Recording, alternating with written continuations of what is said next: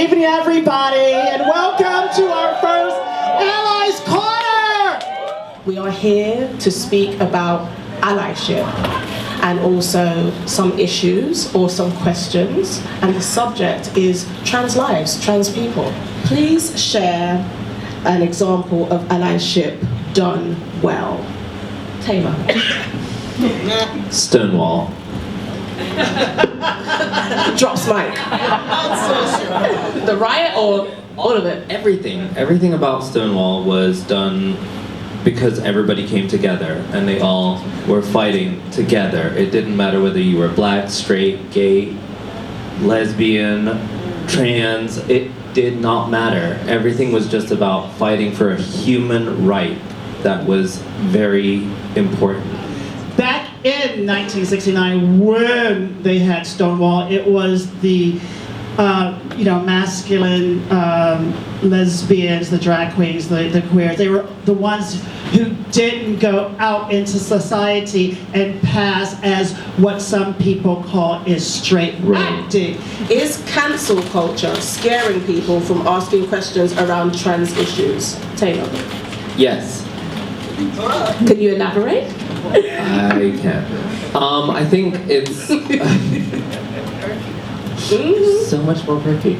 I think that not being comfortable with asking absolutely whatever's on your mind can sometimes be damaging, and I'm sure you already know this from experience, that sometimes we do say the wrong things, and sometimes Absolutely. we don't know how to approach our inquiry or our misunderstanding of something, that we end up stumbling into a situation that feels really uncomfortable. And listen, I have the worst anxiety as an individual. I wake up in the middle of the night, I don't know how to fall back asleep because there's so many times that I replay things in my mind of times that I've done the wrong thing, or have said the wrong thing, or have approached somebody the wrong way. And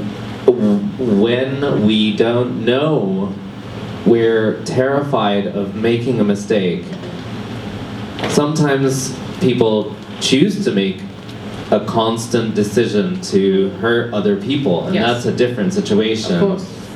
That's when somebody is Transphobic. transphobic, racist, bigoted, whatever. But then there are people that approach something the wrong way and they feel really shitty about it. Yes. And there's a difference. If you want to learn, then being able to ask something shouldn't be misunderstood by the society of people that are on the receiving end of it. And then there's the other side of it, which is like, you have to know how to ask something the right way. As we got onto this question, I felt a tension run across the room, because I think that every single one of us in this room at some point in their life has got something wrong and offended somebody at some point. And if you haven't, you live in some world that I need to go to, because I get shit wrong all the time. But it's my process of learning, and I'm not always going to get it right. And as Tamer was saying, some people are well-intentioned, but they still cause harm. It's not okay to cause harm, but it's what you do after you cause that harm. If you continue, like Tamer said, to make the decision, then that's a completely different issue. How do you feel about this, Campbell? We're fallible.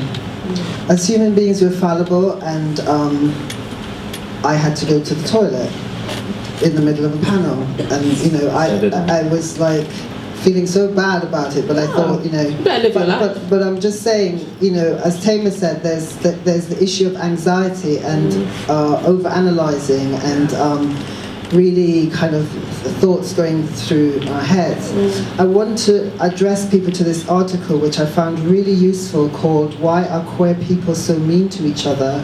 and it's by Kai Cheng Tom for Extra. And they posit this theory that queer people suffer from PTSD Absolutely. because We're traumatized by homophobia, transphobia, lesbophobia, and all the other intersections, misogynoir, transmisogynoir, or classism, you know, and if you're disabled on top of that.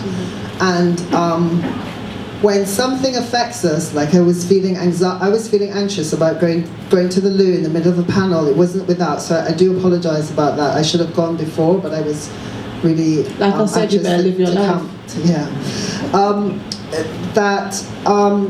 A lot of us suffer from anxiety. A lot of us suffer from overachievement, wanting to be perfect because we are called freaks or named freaks or considered outsiders or have been rejected by families. Some of us have actively been traumatized by our own families. We did not grow up to be in safety in our own homes as children, as young people. Some of us got thrown out. Some people have been sexually assaulted, raped, terrorized. We hold these stories within our bodies. So when somebody says something that we think is painful, the wound is already there, and then we lash out. Okay? Absolutely. So the thing is, how do we deal with our trauma while we're being re-traumatized by somebody who is also traumatized? And this is a challenge for us as activists, collectivists, people in, you know, contemporary society in which things can escalate very quickly online. They couldn't before social media, but now they can.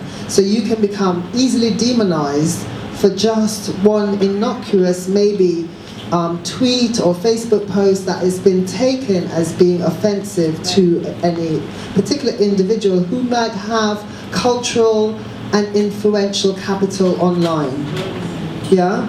So, you know, we have to find ways of talking with each other that allows for difference, that allows for ignorance. We are fallible. We are not perfect. We'll never be perfect.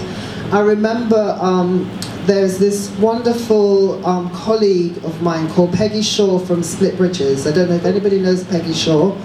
She is an amazing, masculine presented performance artist, and I went to a workshop that she ran, and she said, I start with my writing that I am racist. I should say Peggy Shaw is white.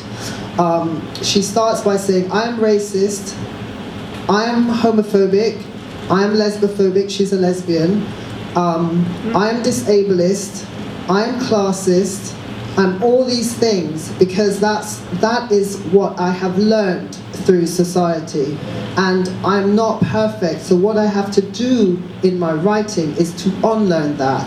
So in a process of all of us here are in a process of unlearning it. I am not more woke than you, you're not more woke than me. We have to start actually communicating with each other with compassion and without fear. And what's happening is people are now being afraid to talk with each other, you know, and I think it's very problematic. Cancel culture is killing love. It's killing that Stonewall rebellion, actually. Absolutely. Michelle? Because I have quite a strong view on questions, and I understand the need to know things, and as human beings we're quite inquisitive and want to know how things work or how people are, and yet I know that, and I kind of said to some people here earlier that you know, you might not be the first person that's asked that question, and some people will leave the house and they get asked a question, they get on the bus and they get asked that question or another question, they go into the local sandwich shop on the way to work and they're asked a question by the people in the sandwich shop. They get to work and their colleague slides up to them and says, I've been meaning to ask you a question. And you go, again? You leave work, you're on the way home, I'm going to get a takeaway. It happens again. So when you do ask questions, consider that you might not be the first person to ask that question. And is that question needed and is it appropriate to ask? And I'm not saying you can't ask questions, I just think be cognizant, be aware of where the impact that might have on someone. And because it can mean that person was asked all those questions on that day, doesn't go to work the next day. And that might happen several times, and then they have trouble at work. This has been Allies Corner.